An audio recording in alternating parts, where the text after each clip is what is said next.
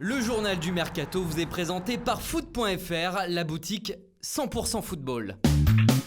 Bonsoir à tous, on débute ce journal du Mercato au Paris Saint-Germain. Le cas Neymar agite en effet de plus en plus le club parisien, mais son départ pourrait permettre au PSG de passer à l'attaque sur plusieurs cas. On pense notamment à Gianluigi Donnarumma, dont Paris pourrait payer le montant voulu par le Milan AC, soit 50 millions d'euros.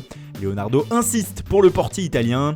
Il aurait aussi appelé l'ancien de la maison, Serge Aurier, en difficulté à Tottenham. Le directeur sportif brésilien pourrait aussi devoir gérer le cas Edinson Cavani. En fin de contrat en juin 2020, l'Uruguayen est suivi de très près par la nouvelle franchise américaine de David Beckham, l'Inter Miami, qui cherche une star pour se lancer dans le championnat en 2020. À Monaco, après la défaite contre l'OL vendredi soir, il y a le feu.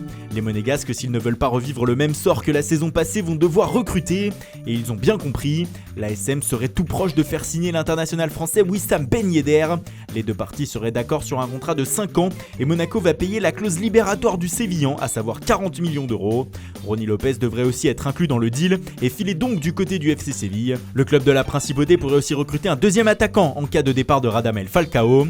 André Silva du Milan AC et Mariano Diaz du Real Madrid sont toujours dans le viseur. Mais c'est finalement Henry Onyekuru, l'avant-centre d'Everton, qui a été choisi. L'international nigérien se serait engagé avec l'ASM contre 13,5 millions d'euros. L'officialisation est attendue dans les prochaines minutes. Les Monégasques auraient aussi un accord avec Jeffrey Adélaïde, mais Angers a démenti par la voix de son directeur sportif cet accord avec l'ASM. Du coup, le club du Rocher serait aussi sur la piste de Sherdan Shaqiri, remplaçant du côté de Liverpool, Benjamin Bourigeaud, solide milieu de terrain de Rennes, ou encore Timothy Bakayoko, pas dans les plans de Frank Lampard à Chelsea et qui pourrait effectuer son retour en Principauté. En défense, la piste Shkodran Mustafi est aussi apparue dans la rubrique des possibles arrivées. Enfin, dans le sens des départs, c'est officiel, Monaco a transféré son jeune attaquant Irvine Cardona à Brest. Le joueur de 22 ans a signé jusqu'en 2023 avec le club breton.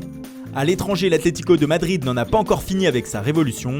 Les colchoneros essayent toujours de faire James Rodriguez, mais face à la lenteur des négociations, il pourrait passer à l'action pour l'attaquant de Valence, Rodrigo. Cependant, pas sûr que les Valencians souhaitent s'en séparer. Ivan Perisic passe lui sa visite médicale au Bayern Munich. L'international croate qui n'entre pas dans les plans d'Antonio Conte à l'Inter va rejoindre le club bavarois sous forme de prêt payant de 5 millions d'euros, assorti d'une option d'achat de 20 millions d'euros. On passe au Napoli qui cherche sa perle rare après avoir loupé Nicolas Pepe au dernier moment.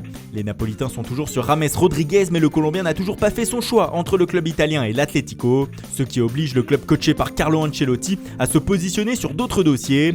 La presse italienne évoque les noms d'Everton Soares, révélation de la Copa América avec le Brésil et joueur de Grêmio, mais aussi celui de Irving Lozano, l'ailier mexicain du PSV Eindhoven.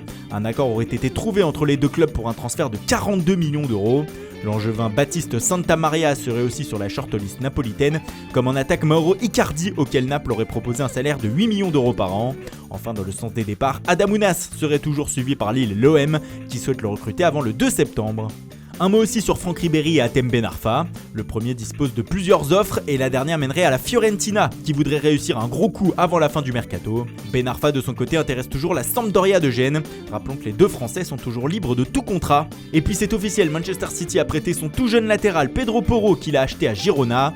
Le défenseur droit de 19 ans jouera cette saison à Valladolid qui dispose aussi d'une option d'achat. Voilà, c'est tout pour aujourd'hui. Bonne soirée à tous et rendez-vous dès demain matin pour de nouvelles informations sur le Mercato.